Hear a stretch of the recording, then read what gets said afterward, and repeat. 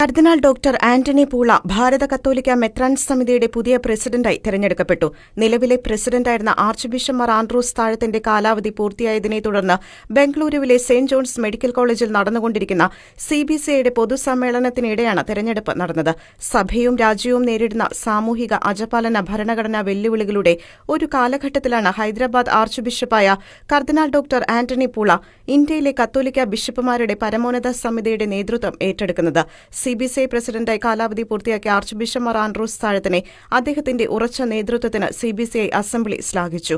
പ്രത്യേകിച്ച് മതസ്വാതന്ത്ര്യം, സാമൂഹിക ധ്രുവീകരണം, ആഴത്തിലുള്ള മതാന്തര ഇടപെടലിന്റെ ആവശ്യകത എന്നിവയെക്കുറിച്ചുള്ള വർദ്ധിച്ചുവരുന്ന ആശങ്കകൾ അടയാളപ്പെടുത്തിയ ഒരു കാലഘട്ടത്തിൽ ഭരണഘടനാ മൂല്യങ്ങൾ, സംവാദം, ഇന്ത്യയിലെ സഭകൾക്കിടയിലുള്ള ഐക്യം എന്നിവയിൽ അദ്ദേഹം നൽകിയ ഊന്നലിനെ ബിഷപ്പുമാർ അഭിനന്ദിച്ചു.